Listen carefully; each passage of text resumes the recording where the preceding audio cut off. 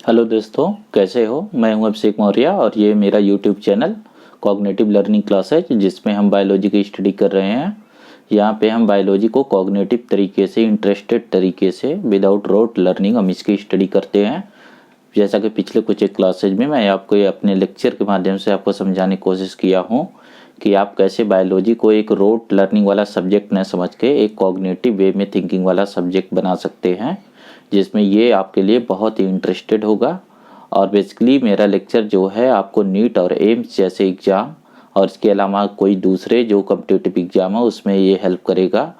जो general biology के understanding के लिए देखना चाहते हैं उनके लिए भी ये चैनल हेल्पफुल है, वो भी इसे यूज कर सकते हैं। बायोलॉजी आज most of the competitive exam में ये कवर किया जाता है। तो दोस्तों, आज जो है हम एक बहुत इंटरेस्टेड टॉपिक को और बहुत चैलेंजिंग टॉपिक को पढ़ने वाले हैं, जो इस पिछले एक साल के ड्यूरिंग जो है बहुत हाईलाइटेड था। वायरस का बायोलॉजी में एक खास जो है पोजीशंस है। जैसे मैं आपको क्लासिफिकेशन पढ़ा रहा था, तो क्लासिफिकेशन में जैसे मैंने आपको स्टार्टिंग में बायोडाइवर्सिटी को पहले डिस्कस किया, तो बायोडाइवर्सिटी में जैसे मैंने आपको बताया अपने पिछले लेक्चर में कि हम लिविंग को डिसाइड करते हैं और लिविंग में बायोडाइवर्सिटी है। लेकिन कुछ चीज़ें हैं जो लिविंग की क्राइटेरिया को क्वालिफाई नहीं करते हैं, जिनमें सेलुलर स्ट्रक्चर नहीं होता। उनमें से एक चीज़ है वायरस।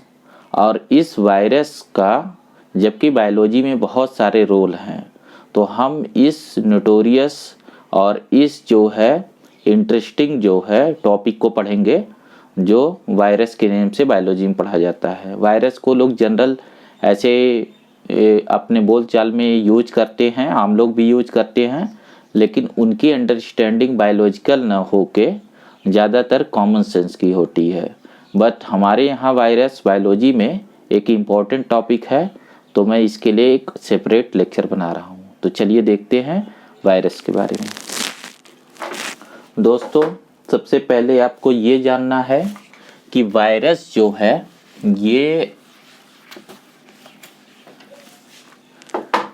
ये कोई लिविंग चीज नहीं है, ठीक है। वायरस जो है ये लिविंग नहीं है। इसको हम बोलते हैं basically connecting link between living and non living. Connecting link between living and non living.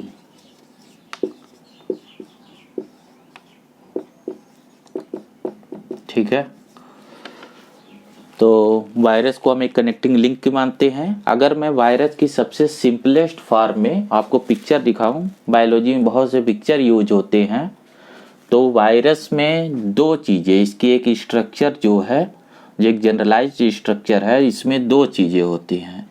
एक तो होता है न्यूक्लिक एसिड और दूसरा इसके सराउंडिंग में प्रोटीन। ठीक है, जैसे ये प्रोटीन का कोट है, ठीक है, ये प्रोटीन का एक कोट बन रहा है, कवरिंग, और इसके अंदर ये है इसका जेनेटिक मटेरियल। ये जेनेटिक मटेरियल जो है ना, जो जेनेटिक मटेरियल है, ये या तो डीएनए होते हैं या फिर आरएनए होते हैं। उसके बिहाफ पे हम वायरस को नेमिंग करते हैं डीएनए वायरस, आरएनए वायरस। और इनके भी दो तरीके हो सकते हैं दोस्तों, सिंगल स्ट्रैंडेड मतलब जिसमें एक ही स्ट्रैंड हो डीएनए का, एंड डबल स्ट्रैंडेड जिसमें दो स्ट्रैंड हो। ठीक है, ऐसा दोनों केस में होता है, तो इसके लिए हम एसएस प्रीफिक्स लगाते हैं और यहाँ पे डीएस लगाते हैं। बिल्कुल इसी तरीके से आरएनए वायरस में भी single stranded RNA virus and double stranded RNA virus. तो ये जेनेटिक मटेरियल के बेसिस पे वायरस का एक क्लासिफिकेशन भी है कि वायरस में जेनेटिक मटेरियल होते हैं और प्रोटीन होता है। जेनेटिक मटेरियल को हम न्यूक्लिक एसिड भी बोलते हैं, इसलिए वायरस का एक नेम हम न्यूक्लियो प्रोटीन पार्टिकल भी इसे बोल सकते हैं। ये न्यूक्लियो प्रोटीन पार्टिकल हैं। ये बेयर मिनिमम जो है ये शर्तें हैं, मिनिमम से मिनिमम किसी वायरस में इतनी चीज़ ज़रूर होती हैं। इसके अलावा कुछ एक वायरस में ऐसा हो सकता है कि इसमें एक और लेयर हो, एक एडिशनल लेयर हो जो प्रोटीन के ऊपर हो, जो प्रोटीन के ऊपर कुछ और भी एडिशनल स्ट्रक्चर हो। जैसे कि कुछ एक वायरस में इस तरीके से प्रोटीन से अलग जो है स्ट्रक्चर हो सकती हैं। जैसे कि ये जो है एक लिपिड की लेयर हो, ठीक है। तो ये ऑप्शनल है लिपिड वाला, ये ज़रूरी नहीं कि हर वायरस में हो, बट प्रोटीन और न्यूक्लिक एसिड ये इम्पॉर्टेंट कंपोनेंट है, इसीलिए हम वायरस को न्यूक्लियोप्रोटीन पार्टिकल भी बोल रहे हैं। तो मिनिमम इतना वायरस में होता है। तीसरा लेयर जो ये हमने लिपिड का बनाया, ये ऑप्शनल है, ये किसी वायरस में होता है, किसी वायरस में नहीं होता है, ठीक है। जैसे जिन वायरस में ये आउटर लिपिड की लेयर होगी, तो आप एक चीज़ आजकल न्यूज़ में सुनते हैं, या कोविड का जब टाइम था तो आपने ये देखा कि ये जो बार बार टीवी में या मीडिया में एक एडवर्टाइजमेंट आता था कि आप hand sanitizer, alcohol based hand sanitizer का यूज करिए। तो उसकी वजह क्या थी दोस्तों? जो लिपिड है ये एक नॉन पोलर सब्सटेंस है, और बेसिक केमिस्ट्री में आप जानते हैं कि polar dissolve in polar, non polar dissolve in non polar, like dissolve in like. तो अगर हम इसके ऊपर अल्कोहल को डालेंगे तो अल्कोहल में ये जो लिपिड लेयर है ये डिजॉल्व हो जाती है, और जब ये डिजॉल्व हो जाती है तो वायरस का इन्फेक्टिव स्टेज ख़त्म हो जाता है, जिससे हमें प्रोटेक्शन मिलती है। बिल्कुल यही काम ये सोप के साथ होता है, डिटर्जेंट के साथ होता है। जैसे आपके कहीं जो है अगर आपके हाथ में, कपड़े पे या किसी आर्टिकल पे अगर तेल लगा हुआ है, लिपिड मतलब एक तेल ही है ना, एक फैट है। तो अगर फैट लगा हुआ है तो आप उसे डिटर्जेंट को या फिर सोप को यूज करते हैं तो वो लेयर धुल जाती है। बिल्कुल इसी तरीके से जब हम साबुन के घोल को या फिर डिटर्जेंट को यूज करते हैं तो ये लेयर उसमें डिजॉल्व हो जाती है। तो इस वजह से वायरस का जो इन्फेक्टिव स्टेज है वो ख़त्म हो जाता है। वायरस डेड नहीं होता दोस्तों, इनएक्टिव हो जाता है। तब भी ये वायरस है, तब भी इसका ये जेनेटिक मटेरियल है। इस जेनेटिक मटेरियल में ही जो है वायरल इन्फेक्शन के कोड होते हैं, वो मैं भी बाद में समझाता हूँ। अभी जस्ट हमें ये बात आपको बताई है, थोड़ा मैं इसे समरी में ला रहा हूँ कि वायरस एक न्यूक्लियोप्रोटीन पार्टिकल है। तो इसमें बेयर मिनिमम स्ट्रक्चर जब हम इसमें रख रहे हैं तो जेनेटिक मटेरियल होता है। ये सिंगल या डबल स्टैंडर्ड हो सकता है, वो डीएनए और आरएनए हो सकते हैं, कोई एक ही होगा दोस्तों इनमें से, और यहाँ भी कोई एक ही होगा, ठीक है। तो ये सिंगल स्टैंडर्ड डीएनए हो सकता है या double standard DNA, single standard RNA या डबल स्टैंडर्ड। इसके चारों तरफ प्रोटीन की कोट होती है। ये प्रोटीन की कवरिंग इसको प्रोटेक्शन देती है न्यूक्लिक एसिड को, और इसमें कोई भी सेलुलर स्ट्रक्चर नहीं है। सेलुलर स्ट्रक्चर में जो लेक्चर मैंने लिया था उसमें आपको बताया था कि सेलुलर स्ट्रक्चर का मतलब साइटोप्लाज्म होना चाहिए, उसमें मेटाबॉलिक रिएक्शन होने चाहिए। यहाँ पे कोई साइटोप्लाज्म नहीं है, कोई मेम्ब्रेन बाउंड स्ट्रक्चर नहीं है। तो जब किसी चीज़ में सेलुलर स्ट्रक्चर नहीं है तो उसे हम लिविंग नहीं मानते, इसीलिए इसको हम कनेक्टिंग लिंक बोलते हैं between living and non living, और इसे हम नहीं कंसीडर करते हैं कि ये एक लिविंग है, ठीक है। अब ये वायरस जो है इसको लेके इतने सारे मिथ क्यों हैं? लोगों की अंडरस्टैंडिंग नहीं है। एक कॉमन आदमी, जो एक कॉमन मैन है, वो शायद समझता नहीं है वायरस क्या है। तो दोस्तों एक बात मैं आपको बोलूं कि ये बहुत ही माइक्रोस्कोपिक स्ट्रक्चर है। माइक्रोस्कोपिक जनरली वर्ड हम तब यूज कर देते हैं जब ये आपके नेकेड आई से नहीं देखते हैं। इनको देखने के लिए हमें माइक्रोस्कोप चाहिए होता है, ठीक है। तो देखिए बायोलॉजी में जो माइक्रोस्कोप यूज होते हैं उनमें से एक होता है लाइट माइक्रोस्कोप, जो आपने देखा होगा पैथोलॉजी वगैरह में या आपके स्कूल में होगा डिसेक्शंस के लिए, और एक होता है इलेक्ट्रॉन माइक्रोस्कोप। तो वायरस की जो स्ट्रक्चर है ना वो बहुत अल्ट्रा माइक्रोस्कोपिक है। उसकी जो रेंज है उसे इलेक्ट्रॉन माइक्रोस्कोप से देखा जाता है, न कि लाइट माइक्रोस्कोप। लाइट माइक्रोस्कोप से जो बड़ी सेल हैं, एटलीस्ट जैसे बैक्टीरिया हैं, फंजाई हैं, प्रोटोजोआ हैं, उनको आप देख पाते हैं। अमीबा को आपने देखा होगा, हाइड्रा को देखा होगा। इलेक्ट्रॉन माइक्रोस्कोप जो है ये एक बड़ा इंस्ट्रूमेंट है जिसमें इलेक्ट्रॉन बीम को यूज किया जाता है इमेज फॉर्मेशन के लिए। जब आप ऑप्टिक्स पढ़ेंगे फिजिक्स में तो वहाँ पे जो है इलेक्ट्रॉन बीम कैसे जो है इलेक्ट्रॉन माइक्रोस्कोप में यूज होता है, ये बात आप पढ़ेंगे जब आप 12th क्लास या 11th क्लास की जब आप फिजिक्स पढ़ेंगे तब ऑप्टिक्स वाला चैप्टर पढ़ेंगे बेसिकली। ठीक है, तो इनकी जो माइक्रोस्कोपिक रेंज है वो बहुत ही छोटी होती है, वो हमें नेकेड आई क्या लाइट माइक्रोस्कोप से भी नहीं दिखती है। दोस्तों एक लैब में एक पेपर यूज किया जाता है जिसे बैक्टीरियल प्रूफ फिल्टर पेपर बोला जाता है, जिससे बैक्टीरिया को फिल्टर किया जा सकता है।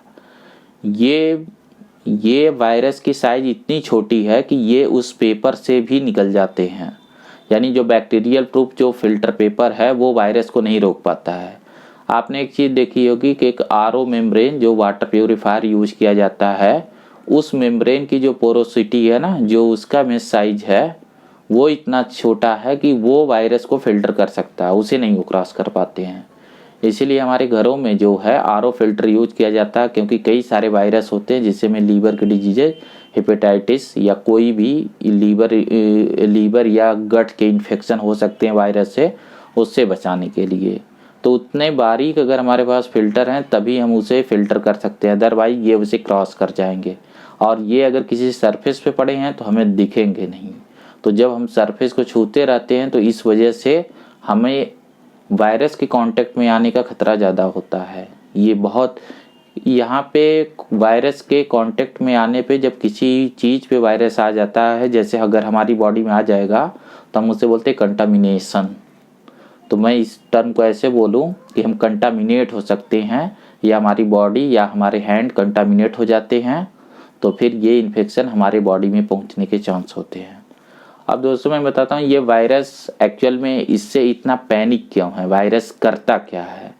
तो एक वायरस जो है जब ये लिविंग नहीं है तो हम इसे बायोलॉजी में क्यों पढ़ रहे हैं, सबसे बड़ा क्वेश्चन ये है।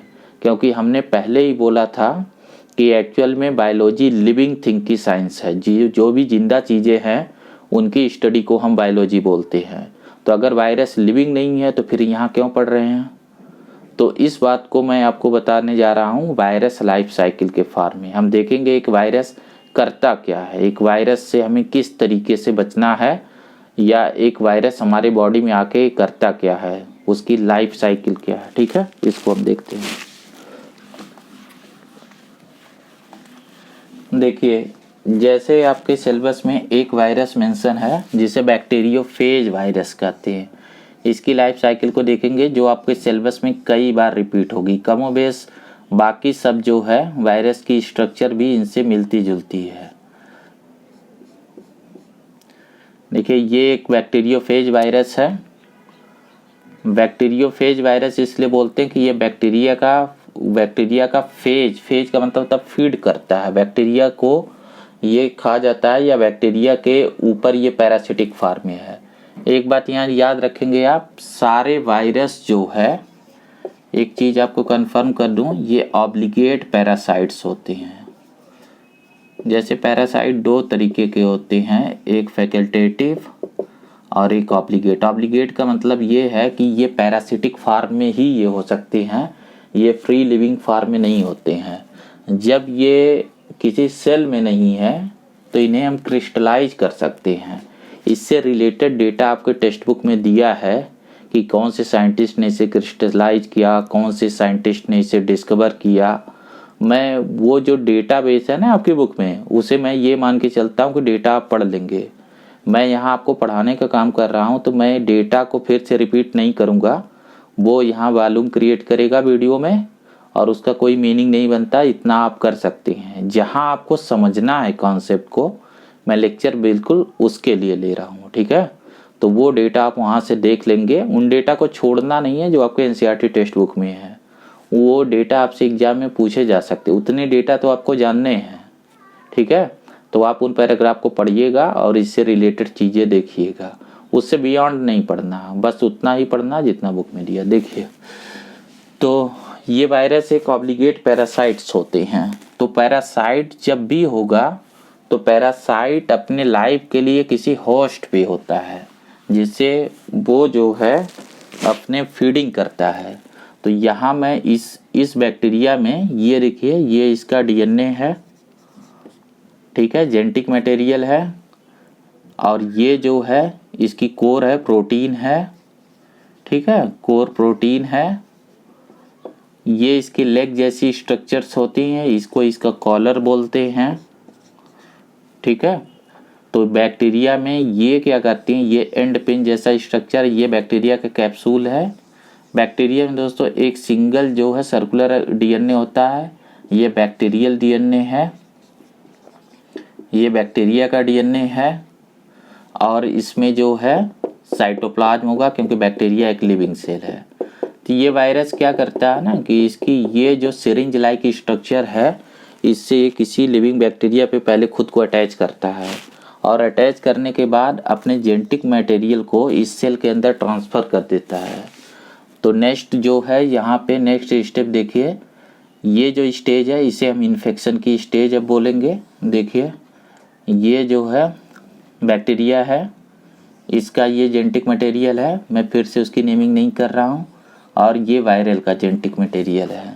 तो वायरस का जेनेटिक मटेरियल आ गया, और जो इसकी प्रोटीन कोट है वो दोस्तों बाहर ही रह गई, ठीक है फ्रेंड। तो ये है वायरस का, ये खाली बाहर रह गया। जैसे हम दवा को इंजेक्ट करते हैं ना बॉडी में, बिल्कुल वैसे ही इसने अपने जेनेटिक मटेरियल को इंजेक्ट कर लिया और ये यहाँ चला आया सेल के अंदर। अब जब ये चीज़ आती है तो इसके साथ यहाँ पे कुछ एंजाइम्स भी आती हैं जो पहले से इसमें अटैच होती हैं, कुछ एंजाइम जो इसे इन्फेक्शन में हेल्प करती हैं। मैं बहुत डिटेल नहीं बता रहा हूँ, एक्चुअली मैं आपको समझाना चाहता हूँ जस्ट लाइफ साइकिल। अगर बहुत सारे उसमें माइन्यूट डिटेल को डालूँगा तो आप मेन टॉपिक से हट के उन डिटेलिंग के चक्कर में पड़ जाते हैं, ठीक है। तो चलिए आगे देखते हैं। आगे देखिए क्या होता है। आगे जो है ये जो बैक्टीरिया है, ये जो एंजाइम है ये इसके डीएनए में एक कट लगाते हैं, और जैसे ये बैक्टीरिया का डीएनए है इसमें ये इन्होंने कट बना दिया, ठीक है, ये इस तरीके से कट बना दिया, और खुद वायरस जो वायरस का डीएनए है वो यहाँ खुद को जोड़ लेता है, यानी यहाँ पे वायरस का डीएनए बैक्टीरिया के डीएनए में जुड़ गया। अब दोस्तों बैक्टीरिया की सेल में क्या होते हैं, राइबोसोम्स, ठीक है, आपने पढ़ा होगा राइबोसोम जो है ना ये प्रोटीन सिंथेसिस की फैक्ट्री होती है, ऐसा आपने याद किया होगा। तो एक चीज़ अभी याद ही कर लीजिए यहाँ समझने के लिए कि देखिए जो डीएनए होता है, डीएनए से आरएनए बनते हैं, आरएनए से प्रोटीन बनते हैं, और प्रोटीन से सेल कोई भी फंक्शन को करती है, या प्रोटीन से ये एंजाइम्स बनाती हैं और एंजाइम कोई भी फंक्शन करते हैं। तो सेल में कोई भी फंक्शन, जैसे डाइजेशन होगा तो कैसे डीएनए से आरएनए बनता है, ये बेसिकली एमआरएनए बनता है, और फिर उससे यहाँ प्रोटीन बनती है, ये प्रोटीन राइबोसोम पे बनती है, और राइबोसोम उसे फिर एंजाइम में कन्वर्ट कर देता है, और वो एंजाइम उस फंक्शन को करेगी, ठीक है। कोई भी सेल के अंदर का फंक्शन बिल्कुल इसी चीज़ से होता है, इसे बोलते हैं central dogma of molecular biology, ठीक है। इस लाइन को आप पहले याद रखेंगे, ये 12th में आपको डिटेल में पढ़ाया जाएगा, अभी तो इसे आप याद रखेंगे, आगे मैं इसे कभी बताऊंगा डिटेलिंग में, ठीक है।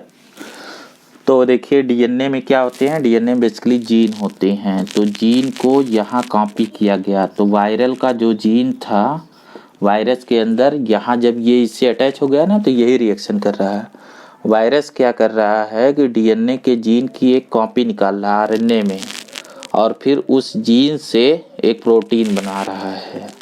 जो जीन होता है ना वो कोड होता है, उस कोड से एक प्रोटीन बनता है, प्रोटीन एंजाइम बनेगा और एक फंक्शन करेगा। जब ऐसा होगा तो आपके बॉडी में सिम्टम आने शुरू हो जाते हैं इन्फेक्शन के। इसी को हम बोलते हैं कि अब सेल इन्फेक्ट हो गया है और उसमें ये फंक्शन आ रहे हैं। ये जो टाइम है जब तक ये रिएक्शन शुरू हुआ, इस टाइम को, इतने ड्यूरेशन को हम एक टर्म देते हैं। ये जो ड्यूरेशन है इसे हम बोलते हैं इंक्यूबेशन पीरियड। मतलब वायरस को आपके बॉडी में पहुंचने और जो ऑनसेट ऑफ रिएक्शन है, जो वायरस का जो सिम्टम है उसके आने तक के टाइम को हम बोलते हैं इंक्यूबेशन पीरियड। ये अलग अलग वायरस का अलग अलग होता है। जैसे किसी का 2 दिन है तो 2 दिन तक आपके बॉडी में वायरस रहेगा तो कोई जो है आपके सिम्टम नहीं आ रहा होगा। लेकिन जो ही इंक्यूबेशन पीरियड पूरा होगा और वायरस ये रिएक्शन करना शुरू करेंगे तो आप में सिम्टम दिखेगा। ठीक है, तो इस कॉन्सेप्ट को बोलते हैं इंक्यूबेशन पीरियड। ठीक है, देखिए इंक्यूबेशन पीरियड हैचिंग जैसा है, समझ लीजिए। यहाँ पे एक बात मैं बताऊं कि होता क्या है कि वायरस खुद तो लिविंग नहीं है, यहाँ पे वायरस ने सेल को हाईजैक कर लिया। एक्चुअल में सेल के अंदर पहले बैक्टीरिया यही काम करती थी, वो अपने डीएनए से आरएनए, आरएनए से प्रोटीन बनाती थी, प्रोटीन एंजाइम कर बनाते थे और वो अपने फंक्शन करती थी लाइफ की। ऐसे हमारी बॉडी के भी हर सेल करते हैं, क्योंकि हर सेल में डीएनए होता है, उससे आरएनए बनता, प्रोटीन बनती है और लाइफ के सारे रिएक्शन होते हैं। ठीक है, मेटाबॉलिक रिएक्शंस होते हैं। तो जहाँ भी साइटोप्लाज्म होता है वहीं मेटाबॉलिक रिएक्शन होता है। वायरस के पास एक्चुअल में सिर्फ ये चीज़ था, जीन। यहाँ कुछ ऐसे हुआ ना, जैसे प्लेन को हाईजैक करना। जैसे किसी गाड़ी या प्लेन को जब कोई टेररिस्ट हाईजैक करता है तो वो खुद प्लेन नहीं चलाता है, बल्कि वहाँ वो क्या करता है, गन पॉइंट पे पायलट से बोलता है कि तुम यहाँ ले चलो, इस रूट पे न जाके तुम मेरे बताए हुए रूट पे चलो। तो बिल्कुल यहाँ वही काम हुआ, इसने हाईजैक कर दिया। हाईजैक करने का मतलब पहले जो सेल का अपना जो चल रहा था सेलुलर मशीनरी, यानी सेल अपने डीएनए से आरएनए और प्रोटीन, राइबोसोम, एंजाइम और अपने फंक्शन कर रही थी, वायरस के आरएनए ने उसे रोक दिया और इसने कहा कि मेरे अकॉर्डिंग करो। तो दोस्तों यहाँ पे ये जो डीएनए है इससे आरएनए बनेगा, आरएनए यहाँ आएगा तो ये प्रोटीन बनाएगा और प्रोटीन से ये अपने काम की चीज़ें बनाएगा। तो वायरस के काम की चीज़ें क्या हैं, तो वायरस क्या करता है, अपने बॉडी के पार्ट बनाता है बिल्कुल इस तरीके से। तो ये अपने बॉडी के कंपोनेंट बनाने लगता है। मैं नेक्स्ट में दिखा रहा हूँ, देखिए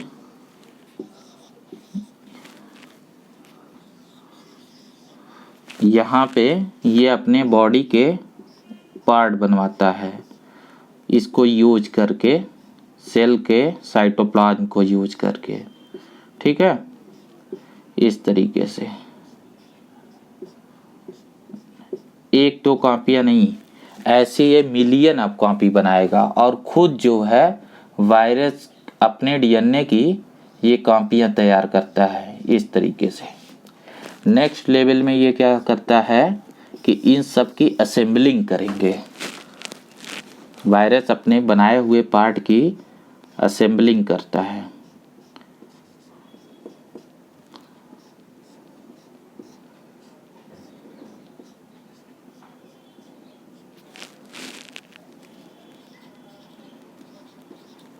ठीक है,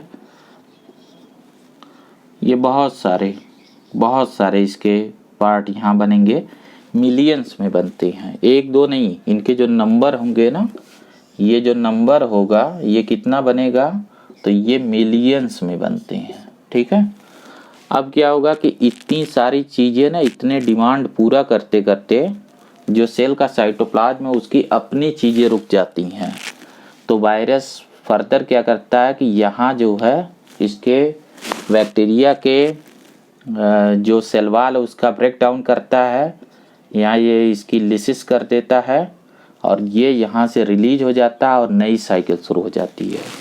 ठीक है, यानी ये फिर दूसरे सेल को इन्फेक्ट करेंगे, फिर से उसके डीएनए को हाईजैक करेंगे, फिर से सेलुलर मशीनरी को यूज करेंगे, अपने कंपोनेंट बनाएंगे और जब सेल डिमांड नहीं पूरा कर पाएगा तो खुद रिलीज हो जाएंगे और न्यू को इन्फेक्ट करेंगे। इसी को हम बोलते हैं वायरस लाइफ साइकिल या वायरस साइकिल, इन्फेक्शन साइकिल।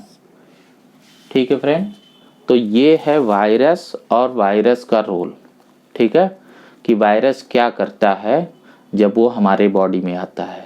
जैसे ये बैक्टीरिया के बॉडी में गया, ऐसे ही ये हमारे बॉडी में आते हैं। बस कुछ टेक्निकलिटीज है वो मैं बता दूं कि जैसे हमारे बॉडी में अलग अलग सिस्टम में अलग अलग वायरस आते हैं। जैसे कुछ जो है डाइजेस्टिव सिस्टम के होते हैं, जैसे पोलियो का वायरस, तो हम कुछ स्पेसिफिक वर्ड यूज करते हैं, रूट ऑफ इन्फेक्शन, मतलब वो किस रूट से हमारे बॉडी में गया। कुछ रेस्पिरेटरी, लंग्स को, रेस्पिरेटरी पाथवे को इन्फेक्ट करते हैं, कुछ जो है रिप्रोडक्टिव पाथवे को इन्फेक्ट करते हैं, कुछ आपके स्किन को इन्फेक्ट करते हैं, कुछ आपकी आँखों को इन्फेक्ट करते हैं। और दूसरा ये होता है कि उसका टारगेट ऑर्गन क्या है। जैसे पोलियो का वायरस जाता तो है आपके गट से, लेकिन इन्फेक्ट नर्वस सिस्टम को करता है। तो रूट ऑफ इन्फेक्शन एक होता है और एक साइट ऑफ इन्फेक्शन होता है। तो वायरस का site of infection, route of infection अलग अलग हो सकता है। उसके इंक्यूबेशन पीरियड अलग अलग हो सकते हैं, उसका जेनेटिक मटेरियल अलग अलग हो सकता है, सिंगल या डबल स्टैंडर्ड आरएनए हो सकते हैं, वायरस में एक तीसरी जो है लेयर हो सकती है। ये सब ऑप्शनल है, बट जो कोर थ्योरी थी वो ये कि वायरस ऑब्लिगेट पैरासाइट है। जो ही ये सेल से बाहर निकलते हैं तो ये क्रिस्टल के फॉर्म में होते हैं। जैसे आप घर में नमक रखते हैं डब्बे में, वैसे आप वायरस को स्टोर कर सकते हैं सालों तक, क्योंकि उसमें कोई भी सॉल्यूशन नहीं है, कोई भी लिविंग चीज़ नहीं है, तो वो डिटेरियोरेट नहीं होगा, वो उसी तरीके से प्रिजर्व पड़ा रहेगा और उसे हम सालों तक लेबोरेटरी में इसी तरीके से प्रिजर्व रखते हैं। ठीक है। अब वायरस की कंटामिनेशन से बचने के लिए, उसके इन्फेक्टिव स्टेज को ख़त्म करने के लिए यहाँ मैं आपको बताऊँ कि जो ड्रग बनती हैं एंटीवायरल वो कैसे काम करती हैं। ये एक इंटरेस्टिंग फैक्ट होगा जो आपको जानने में भी बहुत मज़ा आएगा। देखिए, पहला तो जैसे मैंने बताया था कि अगर वायरस पे तीसरी लेयर है तो आप एल्कोहल के सलूशन को यूज करिए या कोई भी ऑर्गेनिक सॉल्वेंट को यूज करिए जिसमें वो लेयर डिजॉल्व हो जाए, या साबुन के घोल को यूज करिए या डिटर्जेंट के। इसीलिए आप देखते हैं हॉस्पिटल में फिनाइल यूज किया जाता है फर्श को क्लीनिंग के लिए, डिसइंफेक्ट करने के लिए। तो फिनोलिक कंपाउंड क्या करते हैं कि वायरस का ये जो सरफेस प्रोटीन है ना, ये इसको डैमेज कर देते हैं। जब इसकी ये सरफेस प्रोटीन खराब हो जाएंगी ना, तो वायरस सेल को इन्फेक्ट नहीं कर पाएगा, ये इससे अटैच नहीं हो पाएगा, और जब ये अटैच नहीं हो पाएगा तो ये पूरी लाइफ साइकिल रुक जाएगी।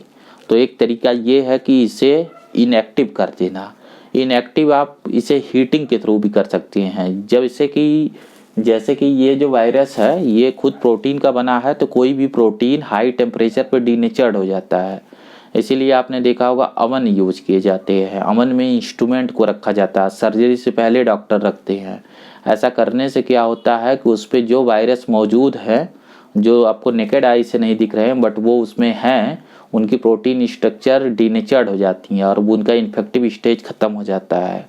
ठीक है। तो वो पहले साबुन से धुला गया और फिर फर्दर प्रिकॉशन के लिए उन्हें जो अवन में रखा जाता है और फिर विदाउट ग्लव्स उन्हें टच नहीं किया जाता है। ठीक है। ग्लव्स को हम क्यों यूज करते हैं? ताकि आपके डायरेक्ट हैंड के कांटेक्ट में न आए आपके बॉडी पार्ट में और आप कंटामिनेशन से बचे रहे। दूसरा जो ड्रग करती हैं वो ये करती हैं कि जैसे ये जो है, देखिए एक टारगेट यहाँ होता है कि जब सेल के अंदर ये डीएनए आया तो इस डीएनए के टुकड़े कर दिए जाए। तो बहुत सारी ड्रग को डिजाइन किया जाता है कि ये वायरस का डीएनए सेल के डीएनए से अटैच हो, उससे पहले उसे टुकड़े कर दिए जाए। ठीक है। तीसरा जो है वो यहाँ पे किया जाता है कि डीएनए आरएनए न बना पाए। ठीक है। लेकिन ऐसा करेंगे तो सेल में भी प्रोटीन सिंथेसिस रुक जाएगी, बट ऐसा भी किया जाता है कि ये न बना पाए। एक और तरीका है कि जो ये डीएनए अपनी कॉपी बना रहा था इसको रोका जाए। और लास्ट वन है कि वायरस को फर्दर रिलीज से रोका जाए। तो कोई भी लाइफ साइकिल पढ़ने से बेनिफिट ये होता है ना कि ड्रग की जो डिजाइनिंग है, जैसे हम दुश्मन को जितना अच्छे से जानेंगे, ये हमारे दुश्मन ही है, तो हम जितना अच्छे से जानेंगे उतना ज़्यादा अच्छे से हमारी स्ट्रेटजी होगी डिफेंस की। तो हम जब मेडिसिन के डिजाइनिंग कर रहे होते हैं तो हम देखते हैं वो कौन से क्रिटिकल पॉइंट है जहाँ रोकने से ये लाइफ साइकिल रुक जाएगी, तो वही ड्रग का बेसिस होता है। एक बात यहाँ और कंफर्म कर दूँ, ऐसा नहीं है कि हर वायरस से हार्मफुल ही है। वायरस कई बार जो है बेनिफिशियल भी है। जैसे ये बैक्टीरियोफेज वायरस, ये पानी में जो बैक्टीरिया हैं उनको बेसिकली उनको फेजिस करता है, उनको खाता है।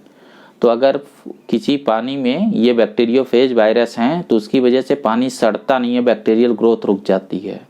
ठीक है, तो कुछ एक नेचुरल बॉडी में पहले से ये वायरस होते हैं, इस वजह से उनका पानी सड़ता नहीं है। जैसे गंगा वाटर में ये वायरस पाए जाते हैं, तो इस वजह से उसके पानी जो है काफ़ी दिनों तक रखने पे सड़ते नहीं है। वो कोई डिवाइन नेचर नहीं है, उसके पीछे एक साइंटिफिक फैक्ट है। ठीक है, एक और बात बता दूं कि ये वायरस होस्ट के बेसिस पे भी इन्हें क्लासिफाई करते हैं। जैसे अगर प्लांट पे ये इनके होस्ट हैं तो हम बोलते हैं प्लांट वायरस, अगर एनिमल पे हैं तो एनिमल वायरस, ये बैक्टीरिया पे है तो बैक्टीरियोफेज वायरस। तो इस तरीके से भी वायरस को हम क्लासिफाइड करते हैं on the basis of host. Classification में जैसा आपको बोला था कि बेसिस रखना बहुत इंपॉर्टेंट है, तो होस्ट के बेसिस पे हम जो है वायरस को क्लासिफाइड करते हैं। सारे वायरस हमारे लिए इन्फेक्टेड नहीं, हमारे लिए इन्फेक्शियस नहीं है। जैसे जो वायरस दूसरे होस्ट को इन्फेक्ट करते हैं, जैसे ये कोई ज़रूरी नहीं है कि जो वायरस कुत्ते को इन्फेक्ट करता है वो इंसान को भी करता हो। कभी कभी वायरस में क्या होता है कि एक से ज़्यादा उनके होस्ट होते हैं। ठीक है, जब उनके एक से ज़्यादा होस्ट होते हैं उन्हीं वायरस से हमें जो है खतरा होता है। जैसे रेबीज का वायरस, वो जनरली तो एनिमल्स हैं उनमें रेबीज की बीमारी करता है। ठीक है, जैसे आप बोलते हैं कुत्ता पागल हो गया है ना, तो मतलब डॉग्स में तो कुत्ते या बंदर इनके काटने से वो वायरस ह्यूमन बॉडी में आ जाता है और ह्यूमन को भी इन्फेक्ट करता है, तो वो वायरस हमारे लिए डेंजरस। अब कोई प्लांट को इन्फेक्ट करने वाला वायरस है तो वो जनरली एनिमल में नहीं आता, तो उससे हमें प्रॉब्लम नहीं है। वायरसों की बहुत बड़ी दुनिया है, उसमें से बहुत ही जस्ट समझ लीजिए कि 1% ऐसे वायरस होंगे जिससे ह्यूमन इन्फेक्ट होता है, लेकिन इनका जो है इनकी स्प्रेड और इनका जो डिस्ट्रक्शन वो इतना ज़्यादा स्केल पे होता है कि हमें इसे स्टडी करना पड़ता है। मॉडर्न समय में हमने इनको कंट्रोल करना सीख लिया है। एक चैप्टर आप पढ़ेंगे बायोटेक्नोलॉजी और उसके एप्लीकेशन, उसमें देखेंगे हम वायरस को एज ए व्हीकल यूज करते हैं, बट वो डिटेलिंग अभी नहीं करूँगा। अभी मैं जस्ट आपको वो बता रहा हूँ जो 11th में आपके डाइवर्सिटी वाले चैप्टर में वायरस टॉपिक के अंदर जितना कवर किया जाता है। इसके अलावा वहाँ एक दो टॉपिक और हैं, जैसे वायराइड्स, वो वायरस से छोटे पार्टिकल हैं। उसमें क्या होता है कि नेकेड आरएनए मॉलिक्यूल होते हैं जो इन्फेक्शियस नेचर के होते हैं, तो उनके लिए हम यूज कर देते हैं वायराइड, या इस टाइप की छोटी मोटी डिटेल है उसको आप देख लेंगे। जो 5 किंगडम से अलग चीज़ें आती हैं, ठीक है, वो जस्ट फैक्ट है, उन्हें आप खुद पढ़ सकते हैं। जो पढ़ाने लायक होगा मैं वीडियो में उसको रखूँगा, क्योंकि इसका जो ड्यूरेशन है वो बढ़ता जा रहा है, तो मैं कम से कम चीज़ें रखना चाह रहा हूँ। जो भी फैक्ट है ना वो आपको बुक को पूरा कवर करना है। दोस्तों, अगर आपकी कोई प्रॉब्लम रह जाती है इस लेक्चर के बाद